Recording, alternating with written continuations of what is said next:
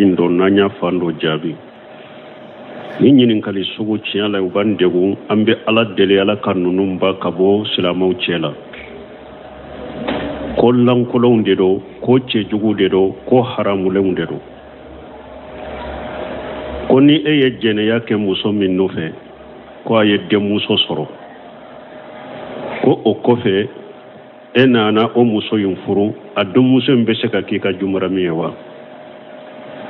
bon an bɛ min fɔ ni ɲininkalikɛlaw ye fɔlɔ san'a ka hami ni ninnu ye fɔlɔ hami de fɔlɔ i ye junubu ni ala sɔsɔ min kɛ nimisa o la nimisa dan fɔlɔ o k'i si ɲana i ka tuubi ka taa ala ma i ka tuubi ka taa ala ma ni hakili jiginna na wagati o wagati i ka tuubi ka taa ala ma ka istighfaru caya nin ko foli man ka caya mɔgɔ bolo ka ninnu kɛ kow ye wagati bɛɛ n'u bɛ ɲininka mɔgɔw la ko lankolon ko cɛjugu wala taqrabu dina innahu kana fahisatan wa sa'a sabila ala ko kana gɛrɛ jɛnɛya la ko jugu belebeleba ko lankolon lugumana ko wasiyakanw na a denna a ko n den i yɛrɛ kɔlɔsi jɛnɛya ma fa inna awwalahu maqafatun wa akhirahu nadamatu a ko n den i yɛrɛ kɔlɔsi jɛnɛya ma dɛ jɛnɛya fɔlɔ a kɛ to i siralen de b'a kɛ a kelen kɔfɛ fana foyi t'a kɔfɛ ni nimisa tɛ jɛnɛyakɛla ye jɛnɛya kɛ a wulila dɔrɔn a bɛ nimisa parce que n'i bɛ jɛnɛya in kɛ wagati min limaniya de bɛ fosi ka bɔ i dusukun kɔnɔ wala yajini jani hina yajini wa huwa mu'minu ciden ko jɛnɛyakɛla tɛ jɛnɛya kɛ bada wagati min n'i bɛ jɛnɛya kɛ i t'a kɛ k'i to limaniya la limaniya bɛ bɔ i dusukun kɔnɔ dɛ n'i y'a kɛ de i tilala de wala i ka limaniya n'a sagiri ma nimisa bɛna ala kan kisa ma ala kan tanga ma ala ka bɔ silamɛw cɛ la a ɲininkali caman minnu fana filɛ jamana kɔnɔ silamɛ jamana min ka silamɛya ka ca komi maliw n'a ɲɔgɔnnaw bada ni jɛnɛya ko in a ye kɔnɔ don a la dɛ a ye jɛra a nɔfɛ dɛ a ye den sɔrɔ a nɔfɛ dɛ an bɛ ala deli silamɛw a ka sira ala ɲɛ nin ka ba silamɛw cɛ la nin fɔli ni ɲininkaliw ka ba silamɛw cɛ la ko lankolonw de don ko cɛjugu de don maloya kow de don donc an bɛ min fɔ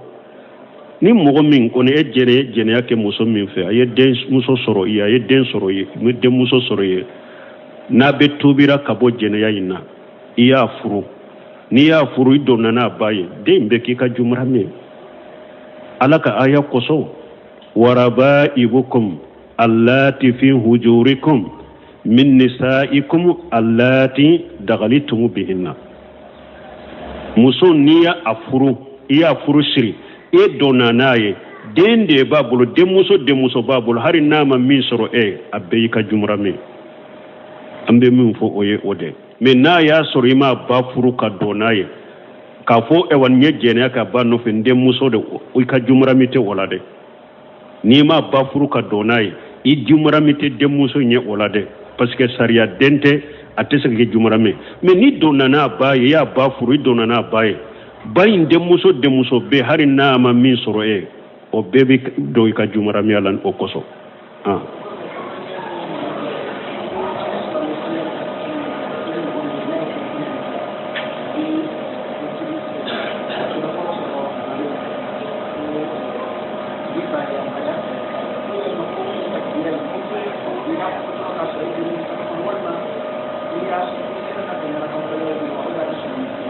bon ko hadisa min nana ni ciden ko ni mɔgɔ min tile bi naani ni alimami bɛ kabaru fɔlɔ kɛ a b'a sɔrɔ i jɔlen bɛ alimami kɔfɛ ko ni mɔgɔ min y'o sɔrɔ tile bi naani alimami bɛ kabaru fɔlɔ k'i ɲana misiri kɔnɔ ko baariya fila bɛ sabi ye ala bɛ baariya ka bɔ munafigiya ma i bɛ baariya ka bɔ jahannaba tasuma ma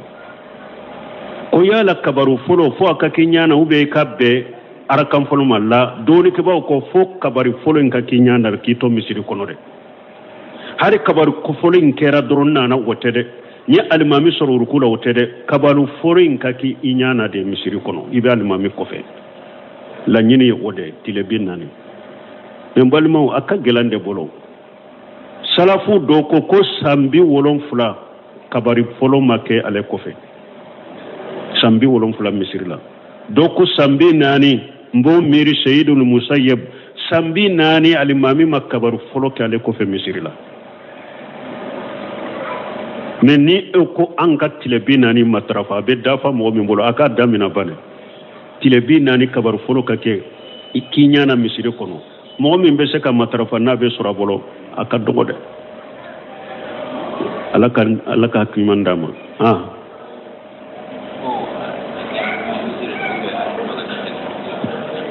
ko yala juma misiri lo ube ay jama misiri doro juma misiri mi doro fardaw be salla kake jama misiri la doro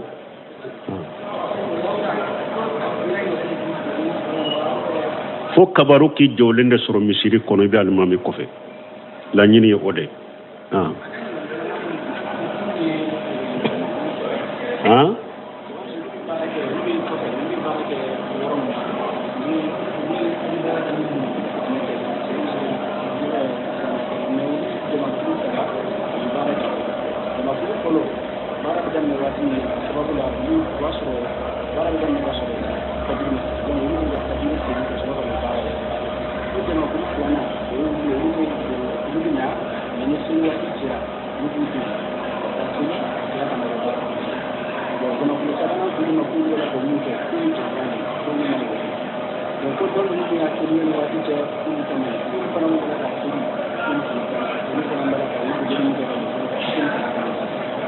donc jama kulu sabanante salli ke wa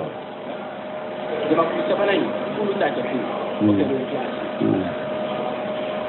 mo ko do ko lu be barake mo fe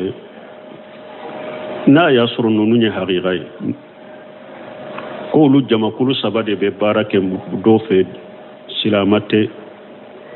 ube otea mais ulu ka jama kulu sabayi do be ulu be bara damina wakati mi ubasir fajiri mase me ulu bu ka fajiri salli kata bara yoro la kasura wakati mase jama kulu fulana be ta bara yoro la wakati mubasir fajiri wakati sera me ulu bu dogo ka salli fulo o kofe bunu ka bara damina jama kulu sabane ko ni te sallire ulu ko jama kulu fulai kelen kele be minke ko shitala donc ambe min fo munum be fajiri salla wakati nyaw be qatawla waqimu sala inna salata kanat lil mu'minina kitaban mawquta ala ko ay sallina ta chogola salli farda de hada madenka kaka wakati fana kuroshi wi farda yeka salli sarati do de wakati fo salli wakati kadode munum be salli fajiri nye kata salli tuye kiden ka hadisa koso mani amila amala laysa alayhi amruna fa huwa radd kiden ko ni moye barake ale kan nyamarate bara mi ga ka bara be sagimade kiden nyamariya ba kai ka salli salla wakati kan nyewa awo utigi salli tuye de ki tugu ka salli wakati nye salli tuye ube qatawla uka fere ke fajiri wakati na sera ubese ka salli chogo mi bara yorola uko de fere tige ni tese ko soro ikabara imbila kabara nyini bara minu bese ku ka fardaw salli wa man yattaqillah yaj'al Allahu makhrajan wa yarzuquhu min haythu la yahtasib ni mo sirana alanye alabe boda kiye ka kola abi garjaga yorola e reta mi ka garjaga be bo yoromi ni nya jama kulu folo tay jama kulu fulanna munum bi dogo wakati la kata salli bashi tola ala ka farda wakati de do utedo mo sika kontara kono ala ka farda wakati te do mo sika kontara kono o ya ala ka hakede be hakebe nye ala ka hakebe u kapoto nga hakenye munum bu dogo kata salli o de kanyi bo kede fuy to tugula parce que hada made ala ka farda utedo mo sika kontara kono ibi ka farda u da wakati dare donc don ki bo yede ni be bara la de minye nafila sallude ki be nafila mo ka bara bila ko be nafila o ke wode te beye parce que ale ka bara im matrafali kanata chogolo we wajibi de nafila de mais ala ka farda o te do mo sika kontra kono munum be dogo ko salli bashi situla o ka sallu ka kene foi tula o munum ko ni te salli yere pew ulu be danzela munum te salli yere pew donc junuba batiku de do na ya soro parce que munna ante siku bo silamiya kono parce que anyo de fo silama mi be wakati do salli ite wakati do salli doni ke bawu ye nyogon soso ka kola do yu kafiriya do mu kafiriya comme Cheikh Islam Ibn Taymiyyah ani Ibn Uthaymeen ulu bakade min be wakati do de salli ka wakati do bila abe danzela kabaira junubu tigi do mais kafirité mais Ibn Bazi bolo ni mugo bo sugula ite salli matrafa be wakati do salli be wakati do bila kafiri de ye na la kulli hal antu ke kafiriye mais ube qatarula ube danzela ube kabaira junubula munun te salli pew uka fere ke ube salli chogomi wakati munun bu soro ube salli chogomi ka salli wakati la nu to soro uko barabila man taraka shay'an lillahi awadahu Allah khayran minha mugo ni fiungu fintoy ala de kama ala ba fali ye fenye min kausa ye min toy wa man yattaqillaha yaj'al lahu makhraja wa yurjuhu min haythu la yahtasibu ni mugo mo sirana ala nya ala be boda kiye abi garjage yorola mu yoro me reta min ko garjage be boy wa man yattaqillaha yaj'al lahu min amrihi yusra ni mugo mo sirana ala nya ala be no yake ikakola wala mbe min fo silamawiye amma dabara kama de وما خلقت الجن والإنس إلا ليعبدوني جنني هذا مدين مدى فوي كما فنكا ونيا مريا كني على بطو إدارة بطو دي كما جيان نفلني جيان نيما فنا دارا إيه كما إدارة بطو كما جيان نيما فنا دارا إيه كما donc إدارة من كما نيوكي donc من دارا إيه كما وبنيما ورياتو تشيدن الله قرآن كونو تشيدن وامر أهلك بالصلاة واستبر عليها لا نسألك رجعا نحن نرجعهم نحن نرجعكم وإياهم على قوم أكوي كدم بيا نيامر نسالي وكسبتك فنادي مين يغرجع كوني بالوكو إن على مي أبلي كنتيني نكولا ni ala de baw garjage anaka dembayon donc ni hada madaw nantu ni ala ka dina matrafa ka tauhidi matrafa ka sul islamiyya farda munun dira makunna matrafa kuna to chogola ashebe ala yennim mali ante ta yoro la petrole be boye jama be boye gas isasi be boye nema be ala be barika do anka dugu kolola nema be bo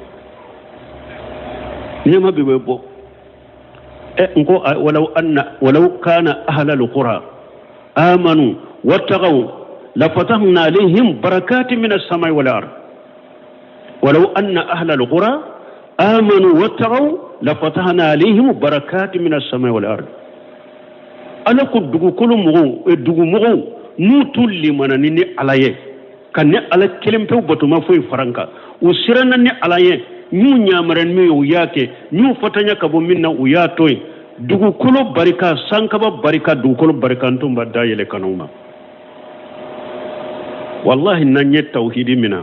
anye sunna mina anye alaka fardaun nata chogola ala ya nyamaren mu nyanyuke ala yambali munna anyu toye ala be garjage suranka sankaba barika be dayele kanama dugu kulo barika be dayele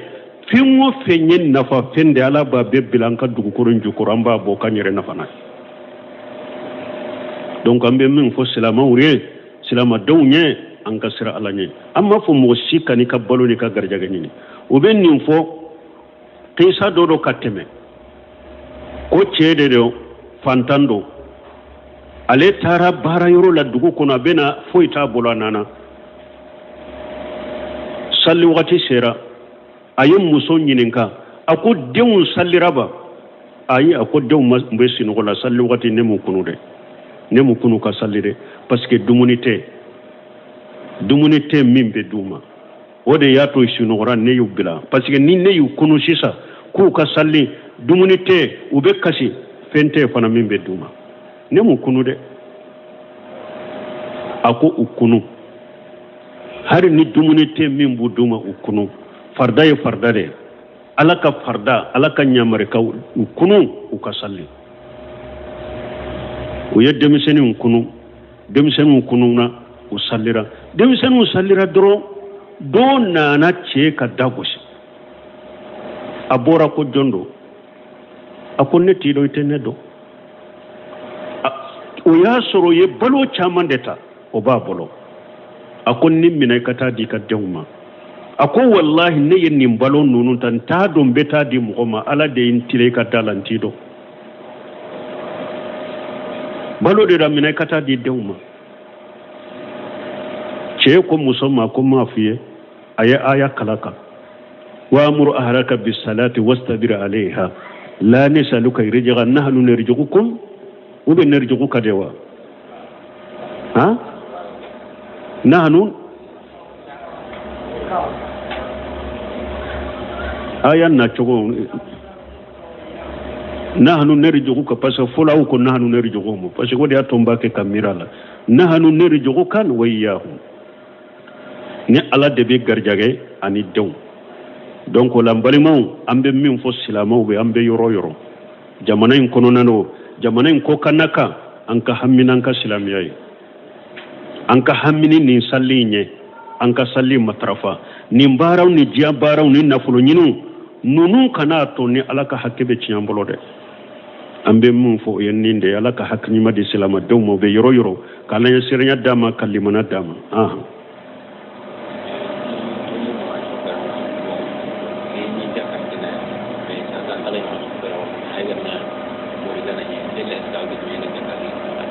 Timani?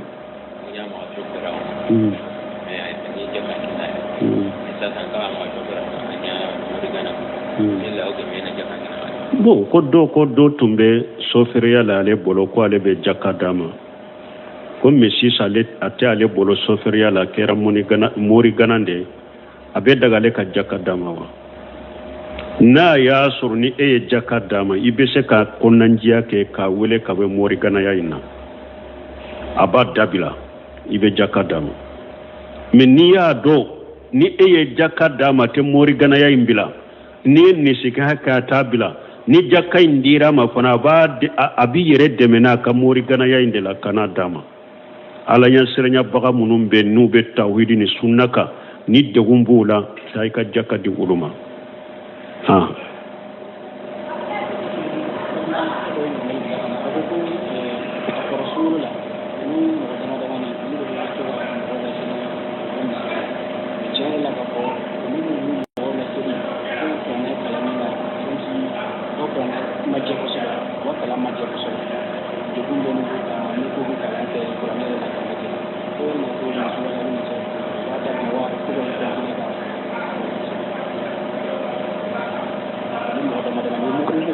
ka kuranata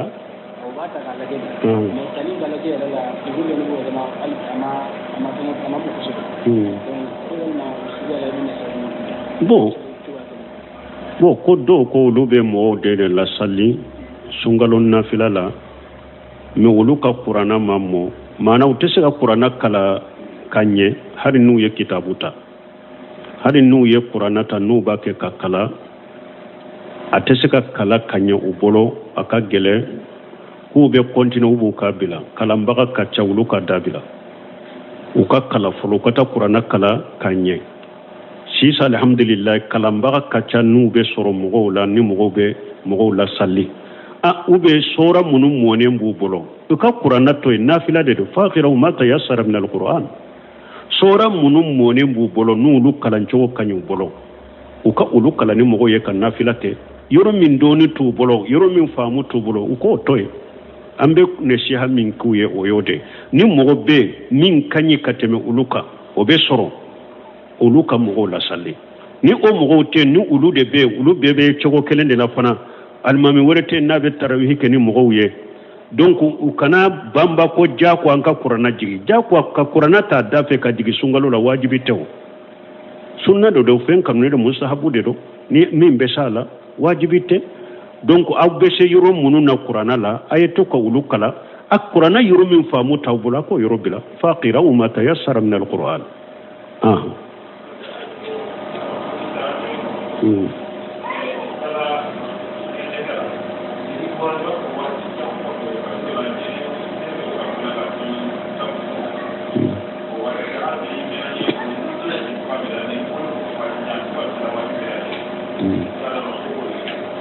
bon koni mogo dodo na tara nyegen na ya yere sene ya chogo na bora ni français janyana doni dro abasoro sugune de bora la kado aka finila aw har na mena nyegen na chogo ka yere sene ya chogo na bora ode be kala ni sugu na kera tigima komi lada komi bana aba nofe uba funinde maseri sel bawle salli wakati e ka do nyegen na ki yere sene ya ka salli jita fo ka to o salli fengo fembe boyla uti ka salli jiti ya silamia jera ola salli wakati be salli jita len ko fo ka to wakati salli membe boyla uti ka salli jiti ya silamia jena oko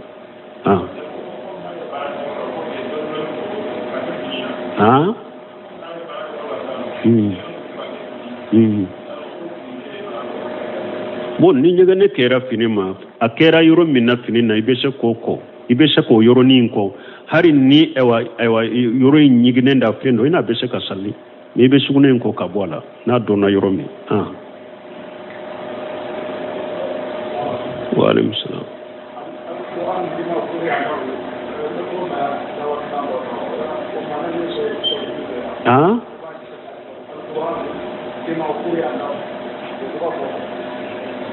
القرآن لما قرئ له bon tenni hadisa do jomba fo la neteni ni hadisa do القرآن لما قرئ له bon to do ko hadisa do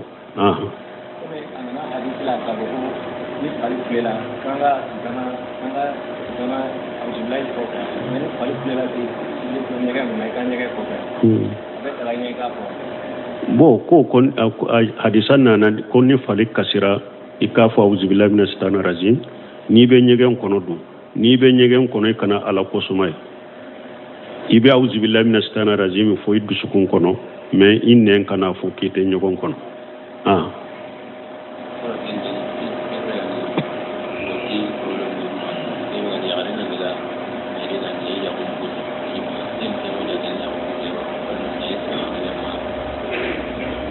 bon o do ko ewa problème do be olu fe minye ni muso do wule la beta meri la katu ka furu boni yere u yere ko be chokodi furu bo ciden ko sallallahu alaihi wasallam inma talaqu liman akhaja bisaq ibn majah kono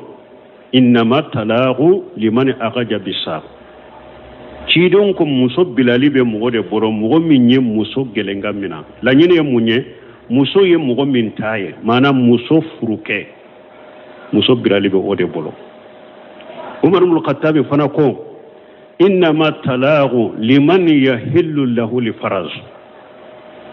umar ibn al-khattab ko muso bilali be mo bolo de mo min ni muso kanye fela ya taye aba haketo oye jonye ache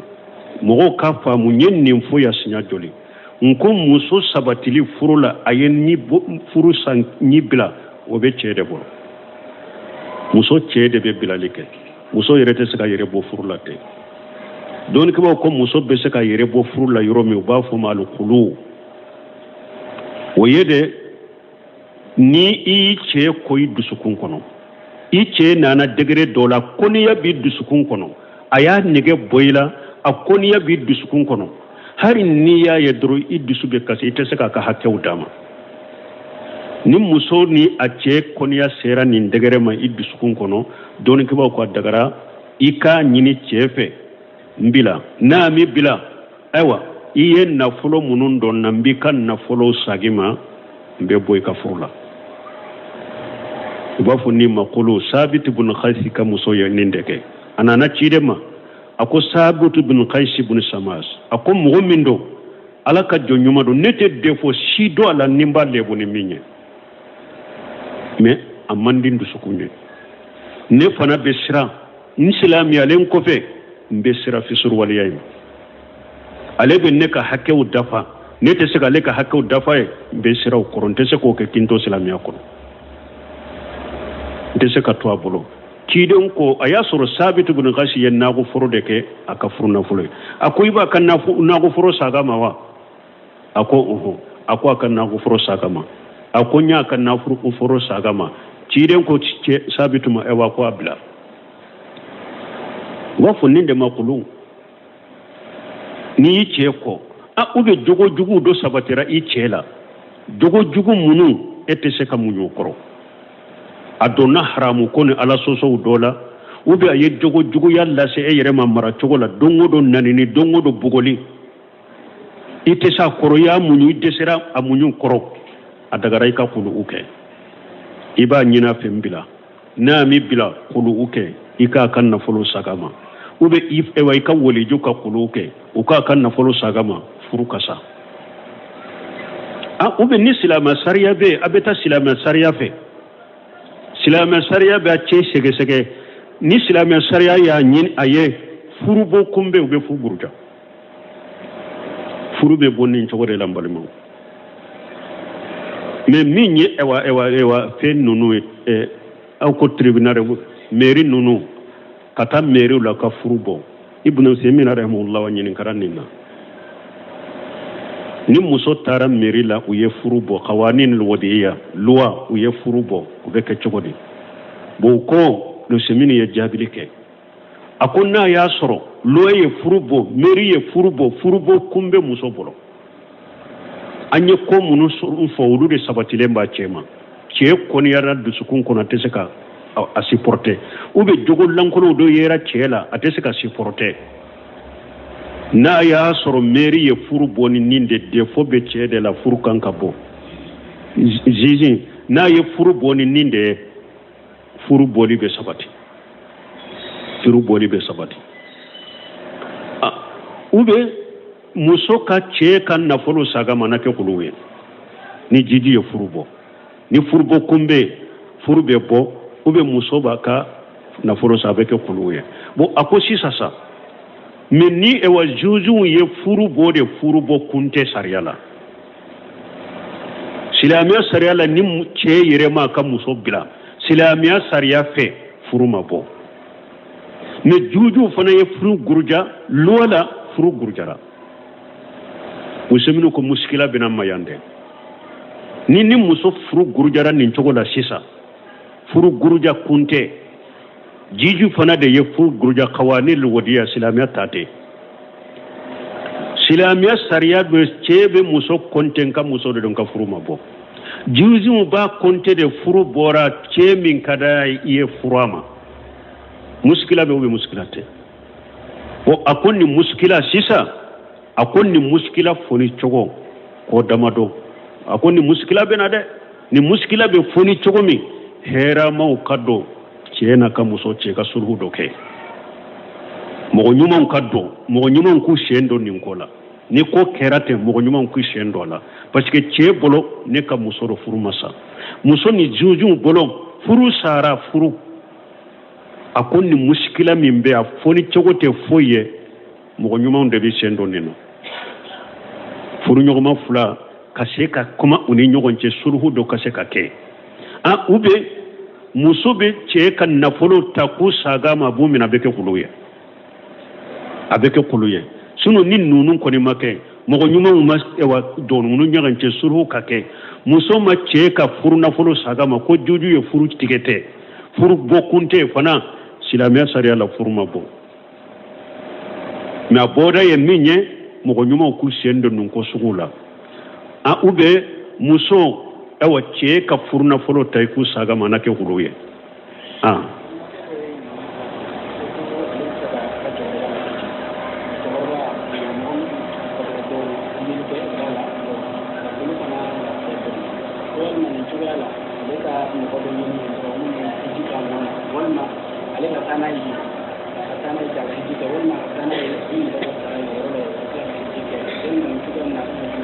bo ko do ko ale ba fe ka chokoroba la hiji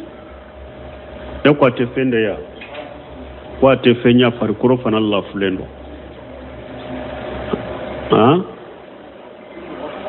ko atumba fa na ka chokoroba kata hiji nyogon fe mais a finye lendo a nyaw mina lendo fari fana la fulendo yala le bese katana idewa ube akacho korobo intoya kamugota ya mumbeta hija nola ube akamugota makamike mimbeke hija nola ani site na fono niche koroba akoni bese kado abion kono abe sabati yere nan kan fenka kata hijiro la tana yede parce que chemin ko ale ba fabe yala ka hiji ka nola akwa ale fabe kwa tese ka sabati yere nan kan fenka atese ka sabati yele nan kan fenka mana billa halam min atese ka yele yele nan kan fenyire de la koiba tayino le betana yorola ci don ko ka hija nola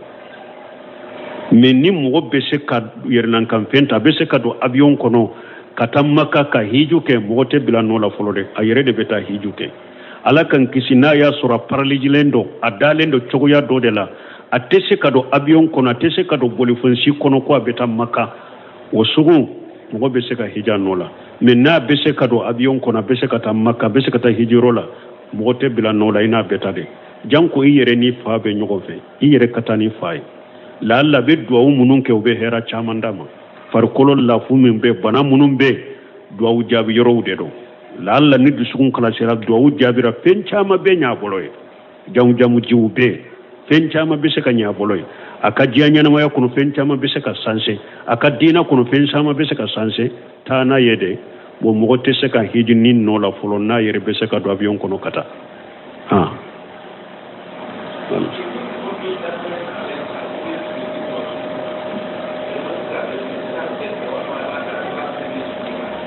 bo koni mo minye da falenta alaye ko ibetile bisabasu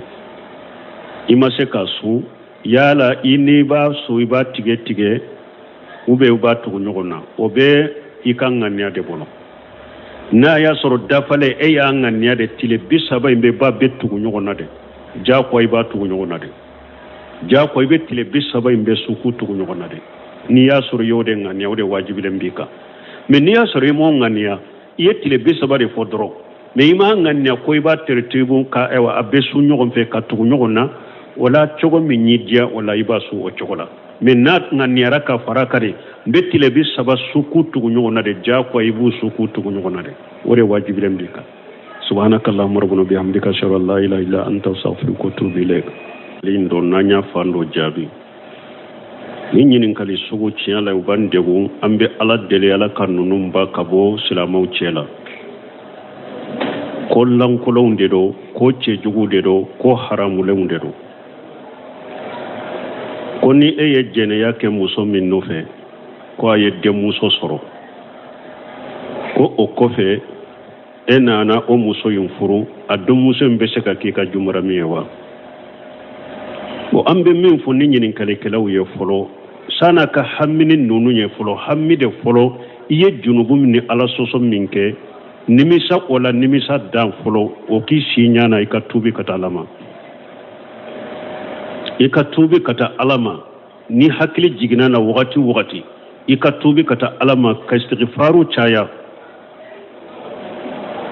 ni ko foli man ka chaya mo bolo kanunun ke ko ye wakati benu be nyinen ka mo wala ko lan ko chejugu